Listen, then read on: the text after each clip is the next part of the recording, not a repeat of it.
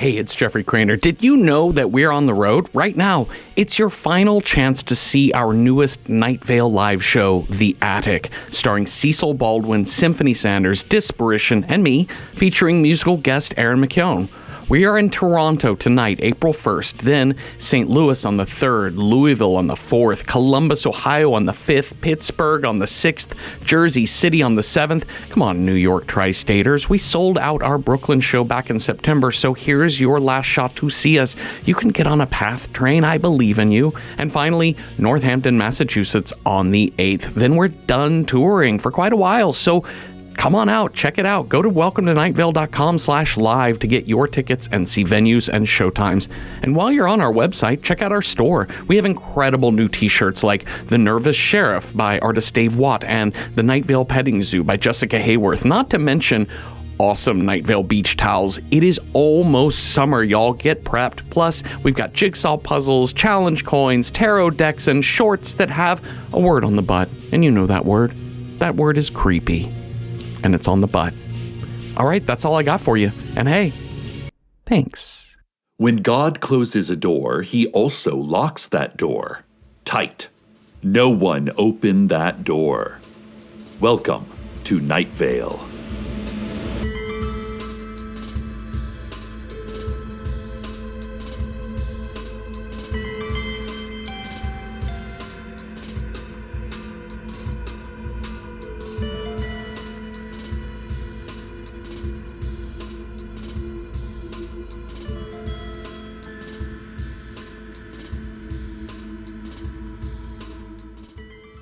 Listeners, our son, Esteban, drew the best picture at school.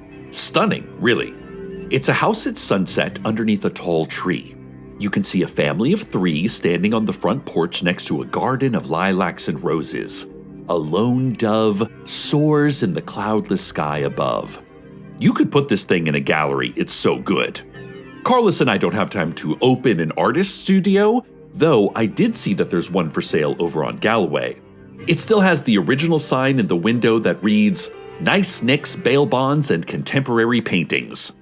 Nice Nick was one of Night Vale's best painters and bail bondsmen up until he retired last summer. Now he spends his days relaxing by the copy machine in the Hall of Records, filing reports and returning passive-aggressive emails from his supervisor. It's so wonderful that now he can dedicate all of his time to his lifelong hobby. So, Esteban's drawing won't be in a professional gallery, not yet anyway, but it was placed dead center on our fridge. And we even had patrons over to view this masterpiece. It was my sister, Abby, along with Steve and their daughter, Janice. They were coming over for a family dinner anyway, but in addition to Carlos's delicious homemade oatmeal and feta soup, they also got a free art show. More on the, quote, gallery opening soon, but first, an update on a previous story. Many of you have contacted us with your concerns about the boy we found who likes to hold knives and is also a younger version of the radio host Kevin from Desert Bluffs 2. He is doing fine, we presume. Well, he disappears pretty regularly, and this is one of those times, but he always returns to Tamika Flynn's house. She's still fostering him until we can figure out a better option. He's a wily one, that boy. So, let's get to your questions. Harrison K. writes, That child seems really good at knife. I myself am an expert at knife and would love to have a chance to show him the myriad ways of knife. So much knife to learn about in my knife school. Thank you, Harrison. It was refreshing to get your email after reading dozens of others that told us we shouldn't let a little boy have so many knives. I had tons of knives growing up, drawers full, really, and I turned out just fine. There was that one single incident, but I wasn't the one injured, plus the charges never stuck because by all appearances, it was an accident. So yes, I'll pass your information on to Tamika, and she can reach out to you about knife school.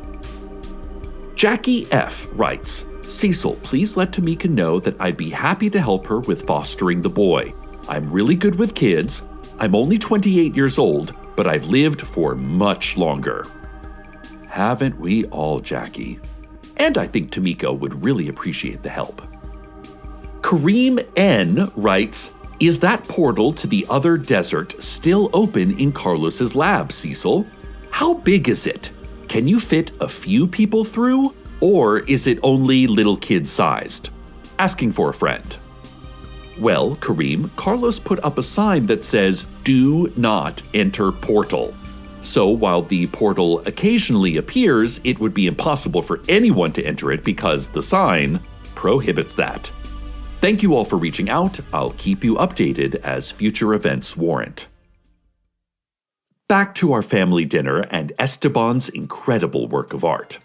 Everyone loved it. They're trying to encourage their little nephew/cousin in his blossoming abilities, but I think they also recognized it for the marvel of theme and concept that it truly is. Abby said it reminded her of a drawing I did as a child. My drawings never made it to the fridge, nor Abby's drawings. Our mom refused to look at anything either of us ever drew because she did not want to understand anything deeper than immediate, tangible reality. Abby was certain my old drawing was still around, so after dinner we searched through some scrapbooks and family albums, and we actually found it. When I was only 6 years old, I had drawn a picture of a house next to a tree, though mine was different from Esteban's in quite a few ways. First, I didn't use the same colors. Esteban's picture was vibrant, while mine was mostly brown. Also, while Esteban drew his with crayons, I had drawn mine in, I think, watercolors? Some kind of rust-colored liquid. Or something. I hope it was watercolors anyway. And the specific content was different in my drawing too. There was a line of owls perched on my tree, and instead of a flower garden, I had drawn a shovel sticking out of a pile of dirt. I pointed this fact out to Abby, and she said, "No, they're identical. Look, Cecil." We went back to the fridge, and there were indeed a row of owls on the tree, as well as a shovel and dirt. This seemed wrong. I remembered Esteban's tree as having a small round dome of green leaves, but looking at it now, there was no visible foliage, only craggy brown bark and jagged long branches. It was so large that it grew out of the frame of the paper. Esteban's owls looked so realistic. I could almost hear their familiar calls. You know that weird, high-pitched buzz owls make, like a dentist's drill. Everyone else retired to the living room to play Scrabble, the board game where you use lettered tiles to try to guess the name of God. It's always been a family favorite, though we hadn't played it since the time Janice came so close to winning that we all began to weep. We stopped her from laying down the final letter and put the game away for good. That was almost 10 years ago. But while they were already halfway through their game, I was still in the kitchen staring at Esteban's drawing. Had it changed? Was it still changing? More on that soon, but first, a word from our sponsors. Today's show is brought to you by Danner, the dating app exclusively for fans of novelist Dan Brown, author of The Da Vinci Code and Angels in America. Are you a Dan stan? A brownie bae? Do you wish mainstream apps like Hinge or Tinder would include Dan Brown Lover as a data field like they do pronouns, religion, and length of fingernails? It's already hard to find a soulmate who is compassionate, funny, and attractive. But how do you find all of those qualities and someone who dresses up as Robert Langdon every June 22nd, which is, of course, Dan Day? The Danner app is your exclusive home to single Dan stans. You'll be swiping right every time, because frauds are not allowed on Danner. If we find out that a Danner user has ever seen the movie National Treasure while thinking it was a Dan Brown joint, we will ban that user and probably dox them too. All users are authenticated rigorously to make sure they're not marginal fans or bots. You will be required to submit a 1,500-word positive analysis of the American literary classic The Lost Symbol and a photo of yourself standing next to the pyramid at the Louvre. So download Danner and build your profile today. Fall in love with a fellow Dan Stan, marry them, get matching Opus Dei tattoos, produce children who also love Dan Brown, and live out your remaining years under the watchful eye of the Illuminati. Maybe even prove that Pope John Paul I was murdered. Wouldn't Dan Brown be impressed if you did that? We all would. Danner, decipher the hidden message of love. Now back to my son's perfect drawing. As I stood in front of the fridge, staring at Esteban's art, I noticed that the family of 3 was gone. Esteban had drawn me, Carlos, and himself happily, standing on the front porch enjoying a beautiful day, but as I looked at it now, the many contrasting colors had all faded to a dull reddish brown. The flowers were gone, and now our family was gone too. Then I noticed that they weren't gone, but inside the house, or at least 2 of them were. Their tiny, happy mouths had distorted into lopsided maws. And the 3rd member of the family, the smallest boy, I couldn't see him anywhere. Not at first, at least. And then I found him, crouched just behind the tree, which had grown even larger. And the row of owls on the branches had become one single owl. I knew that owl's face. So familiar, I could almost hear the owl in my head. It sounded like a dripping faucet. I looked back down at the figure of Esteban and realized he wasn't crouching at all. Rather, he was crawling into the base of the tree, into the earth. I wanted to shout, "No, Esteban, don't do it!" But I didn't. Because I understood then that this family of 3 was not me, Carlos, and Esteban present day. It was my mother, Abby, and me, many, many years ago. Too many. When I was the youngest. When I was Esteban's age. I ran into the living room where the rest of the family was still playing Scrabble. Carlos had guessed the name Nikolai, which was only worth 3 points, and Steve was spelling Jeanette just as I announced my discovery. The room went silent. Everyone looked confused except for Abby. I could see some understanding, mixed with a touch of annoyance in the lines around her eyes, and I asked, "Abby, do you remember anything about our dad?" She sighed and told me to sit down. I knew this wasn't appropriate for game night, but it was a story I needed to hear. More on this coming up, but now let's have a look at traffic. From space, you can't see cars. And if you could see them, say, with a specialized lens, they would appear to move so slowly, even on a wide open road with no other vehicle around. Motion is relative to perspective. Time is a dimension, not a metronome. Maybe the traffic jam on Route 800 or Hubbard Ave or wherever you are going is holding you up. Maybe you're late to your daughter's basketball game. Maybe you feel anxiety or claustrophobia or the rawest emotion of all, rage. Well, just know that there are people in the sky who wouldn't be able to discern the difference between 1 mile per hour and 70 miles per hour. And isn't it more comforting to know that it's all relative? You'll miss the first quarter of that game, but you'll live for many more decades watching her grow and change. She'll walk out that door one day and only come back a few times a year at most. And you will experience a disconsolate joy, knowing you created a human being, but that she is no longer yours. You have plenty of time. This has been Traffic. Abby said that she's told me about our dad a million times before, but I don't remember her ever telling me the story. Abby, there's something alive inside Esteban's drawing, and I think it's our father, I said. I need to know. Cecil, she snapped. Please, can we change the subject? Steve, Carlos, and Janice pretended not to hear our argument. Janice played the name Gustav and was awarded 11 points and a slight flickering of the stars. But instead of being pleased with herself, she looked concerned. "Where's Esteban?" she asked. We all froze. I gasped, seeing an empty spot at the coffee table where Esteban was only moments ago. Then we heard Esteban. He was standing at the kitchen entrance, proudly holding up his drawing. He pointed at the tree and asked, "I drew Grandpa Gershwin?" The branches weren't even visible on the paper anymore. The tree had grown so large. It even blocked a part of the house from view.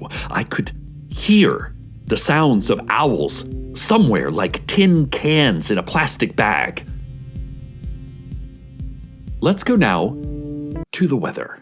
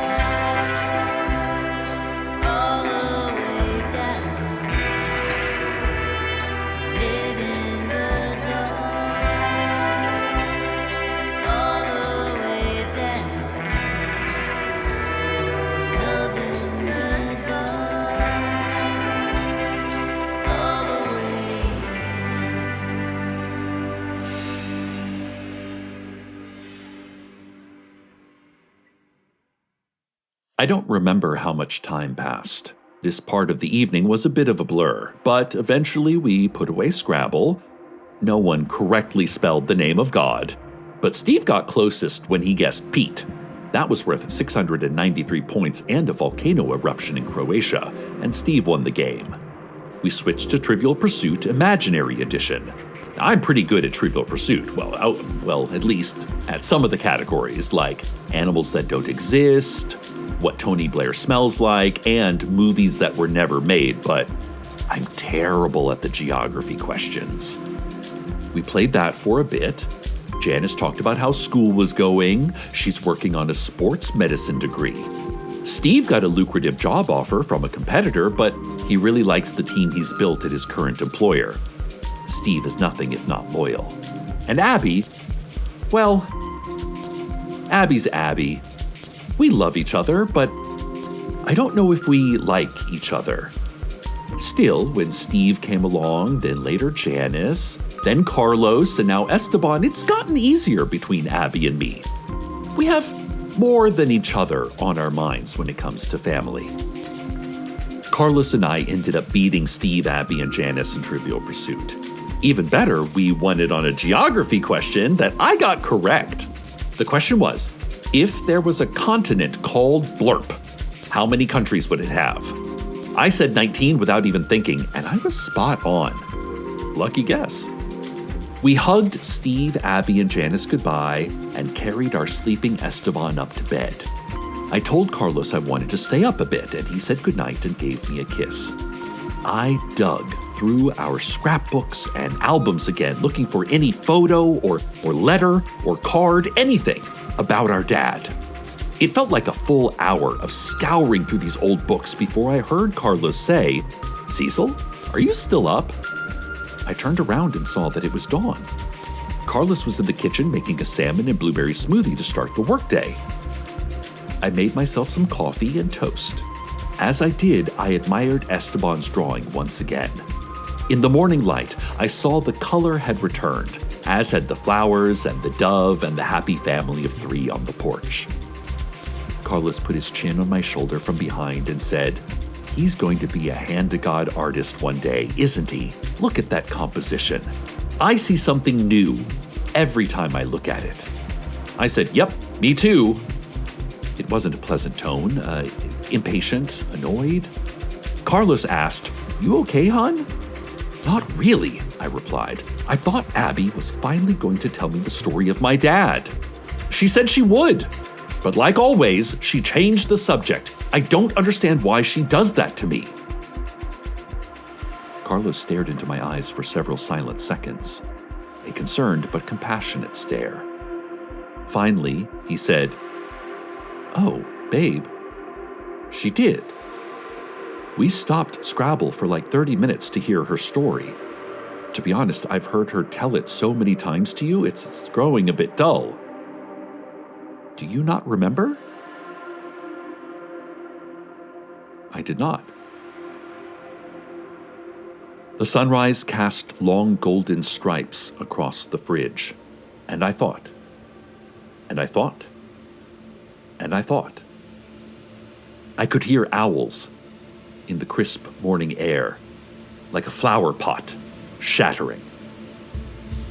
Stay tuned next for the 200 greatest ad jingles of all time, presented to you commercial-free. Good night, Night Vale. Good night. Welcome to Night Vale is a production of Night Vale Presents. It is written by Joseph Fink, Jeffrey Cranor, and Brie Williams, and produced by Disparition. The voice of Night Vale is Cecil Baldwin. Original music by Disparition. All of it can be found at disparition.bandcamp.com. This episode's weather was All the Way Down by Palimony. Find out more at facebook.com/palimonymusic. Comments, questions, email us at info@welcometonightvale.com or follow us on Instagram and Tumblr at Night Vale Official. We now have a TikTok at Night Vale Official as well, if you are all about that vertical video life. Most importantly, check out welcometonightvale.com, where we have a twice-monthly mailing list that is the best way to keep up to date directly from us to you. It's time that we made the internet about people talking directly to people again. You can learn about things like our live show, The Attic. A tour of North America is starting today. If you live in Toronto, the Midwest, or the Northeast, look into that before it's too late. Today's proverb. You can lead a horse to water, but don't be surprised when that horse splits in half and 2 federal agents pop out and arrest you for trespassing in the Dasani factory.